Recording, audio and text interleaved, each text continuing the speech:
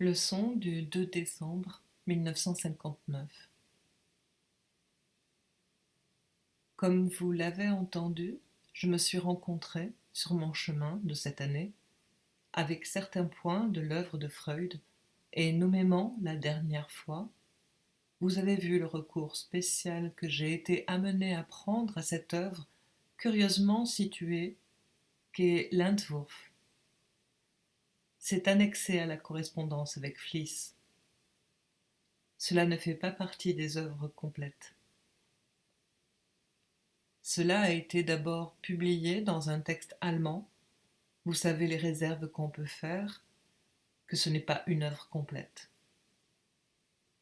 Mais assurément, c'est là une chose très précieuse, et spécialement les travaux annexes, parmi lesquels l'Entwurf a une place éminente, autrement dit, le projet pour une psychologie. Il est certain que ceci est fort révélateur de ce qu'on peut appeler une espèce de base, de soubassement de la réflexion freudienne. Et les traits, l'annonce de parenté évidente qu'il y a entre cette œuvre et toutes les formulations qu'il a été amené à donner par la suite de son expérience, rendent ce texte vraiment précieux. Il se trouve que ce que j'en ai dit la dernière fois, je pense, assez suffisamment, articulé par quel biais il s'insère dans mon propos de cette année. C'est pour autant que je crois que, contrairement à ce qui est reçu, l'opposition du principe du plaisir et du principe de réalité, l'opposition du processus primaire et du processus secondaire, c'est quelque chose qui est moins de l'ordre de la psychologie que de l'ordre de l'expérience proprement éthique. Je veux dire que la perception qu'il y a eu chez Freud de ce qui est en somme la dimension propre où se déploie l'action humaine comme telle, l'apparence d'un idéal de réduction mécanistique qui s'avoue dans l'Entwurf, n'est ici, je crois, qu'en somme la compensation, la contrepartie de quelque chose qui, dans l'expérience pour Freud, dans sa découverte des faits de la névrose, se pose dès le principe comme aperçu dans la dimension éthique où elle se situe effectivement. Pour autant que le conflit est au premier plan, et que dès l'abord ce conflit est un conflit, disons-le, massivement d'ordre moral. Bien sûr, cela n'est pas, après tout, d'une telle nouveauté. Nous pouvons dire que tous les fabricants d'éthique ont eu affaire au même problème. Mais justement, c'est en cela qu'il est intéressant, je dirais, de faire l'histoire, la généalogie de la morale. Non pas de la morale comme s'exprime Nietzsche, mais de la succession des éthiques, c'est-à-dire de la réflexion théorique sur l'expérience morale. Et on s'aperçoit à cette occasion, d'abord de la signification centrale des problèmes, tels qu'ils sont posés dès l'origine, tels qu'ils se sont maintenus avec une certaine constance. Pourquoi, après tout, a-t-il fallu que toujours les éthiciens reviennent à ce problème énigmatique du rapport du plaisir avec la définition de ce qu'on peut appeler le bien dernier, dans ce qui oriente, dirige l'action humaine en tant qu'elle est action morale? Pourquoi toujours revenir à ce thème, à ce même thème du plaisir? Pourquoi cette sorte d'exigence interne qui fait que l'éthicien ne peut se dégager d'essayer de concevoir, de réduire les antinomies qui s'attachent à ce terme autour, d'une part, du fait que ce plaisir apparaît dans bien des cas le terme opposé à l'effort moral en lui-même, et que, pourtant, il faut qu'il y trouve en somme la dernière référence, celle à laquelle doit se réduire au dernier terme de ce bien qui orienterait toute l'action humaine. Voilà un exemple, ce n'est pas le seul, de cette espèce de nœud qui se propose dans la solution du problème. mais c'est ce premier point qui doit nous instruire lorsque nous retrouvons ces points de nœud autour du problème éthique comme tel. C'est un des exemples qui nous montre la constance avec laquelle le problème du conflit se pose à l'intérieur de toute élaboration. Et là donc, nous dirons que Freud ne vient que comme un des éléments, un des successeurs dans le problème de l'éthique. Et c'est là que nous pouvons essayer de formuler quelque chose qui est important à poser. Nous dirons que s'il est vrai que Freud nous apporte une chose d'un poids inégalé, qui vraiment, à un point dont on n'a pas pris conscience, change pour nous les problèmes de la position éthique, c'est quoi? C'est dans la mesure justement où il a articulé plus profondément que personne. Et c'est pourquoi j'ai fait allusion à quelques références que nous aurons à prendre cette année. Il faut bien les choisir. Nous n'allons pas mettre là au premier plan tous les auteurs qui ont parlé de la morale.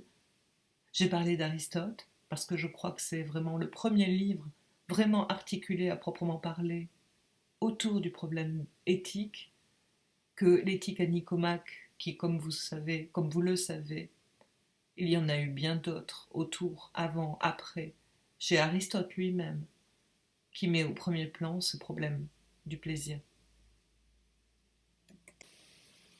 Et puis, nous n'allons pas mettre ici en fonction Épictète et Sénèque. Je vous ai donné quelques repères. Nous aurons à parler de la théorie utilitariste, pour autant qu'elle est significative du virage qui aboutit à Freud.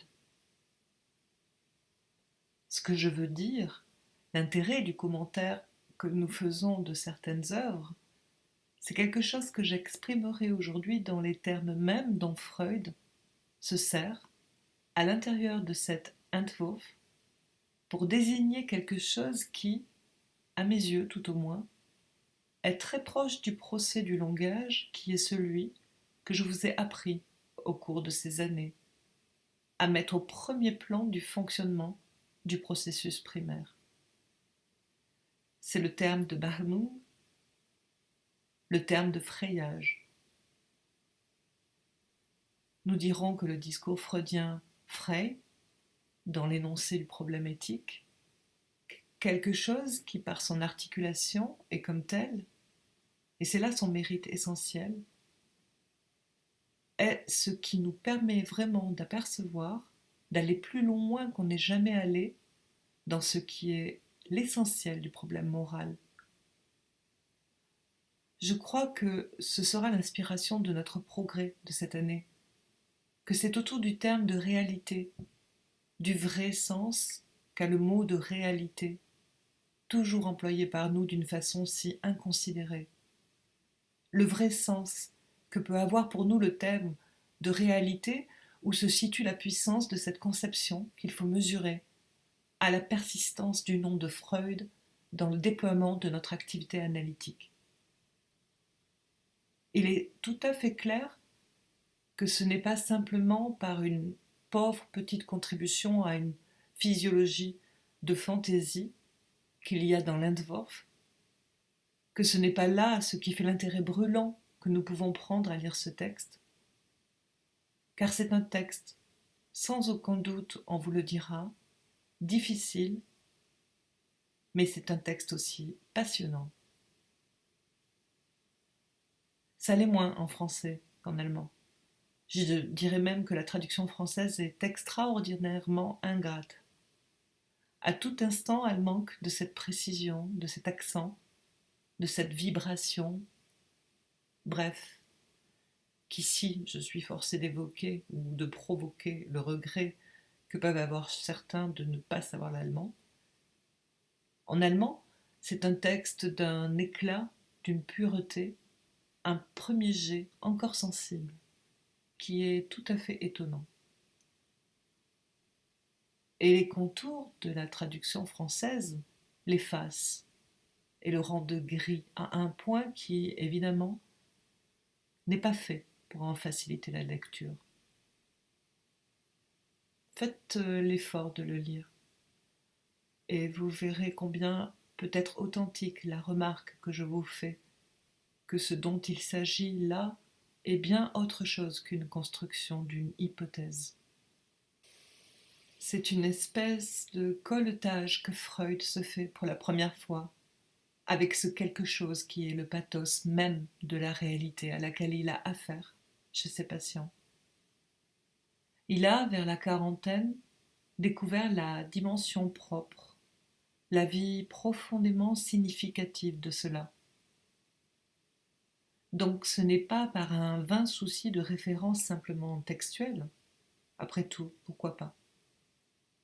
Vous savez très bien qu'à l'occasion, je sais prendre avec le texte de Freud mes libertés et mes distances. Mais que si je vous ai enseigné, par exemple, une doctrine de la prévalence d'un signifiant dans ce que nous pouvons appeler la chaîne inconsciente chez le sujet, après tout c'est là, pour autant que je mets en valeur, que j'accentue certains traits de notre expérience. De cette expérience que Léonov, dans sa communication d'hier soir, appelait par une division à laquelle je n'adhère pas entièrement, mais qui exprime quelque chose, l'expérience du contenu, où il l'opposait à l'échafaudage des concepts. Eh bien, ce que je vous propose maintenant, cette année, cela n'est pas simplement par souci d'être fidèle au texte freudien, d'en faire l'exégèse, comme si c'était là la source d'une vérité, une variéture, qui serait pour nous le modèle, le lit, l'habillement que nous imposerions à toute notre expérience. C'est parce que je crois qu'à rechercher le phylum du déploiement des concepts dans Freud, ceci depuis l'Entwurf, puis en passant par le chapitre 7 de la Traumdeutung, organisation qui est la première qu'il a publiée de cette opposition processus primaire et processus secondaire, la façon dont il conçoit les rapports du conscient, du préconscient et de l'inconscient, puis l'introduction du narcissisme dans cette économie, puis ce qu'on appelle la seconde topique, la mise en valeur des fonctions réciproques du moi, du surmoi, du monde extérieur, qui donne une expression achevée à des choses dont nous surprenons et non sans étonnement, dont déjà nous voyons dans l'Entwurf les traces, les germes dans sa pensée. Puis, ces points ultérieurs, toujours centrés dans sa réflexion autour du thème Comment se constitue pour l'homme la réalité, c'est l'article de 1925 dans la Verneinung que nous aurons à revoir.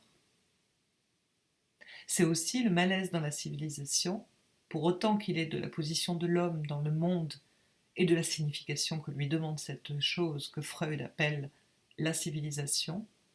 Le terme allemand est la culture, c'est-à-dire quelque chose, disons, dont nous aurons peut-être ici à essayer de préciser, de cerner la portée exacte, sous la plume de Freud, qui ne reçoit jamais les concepts d'une façon qui soit simplement neutre, banale, le concept ayant toujours pour lui une portée véritablement assumée.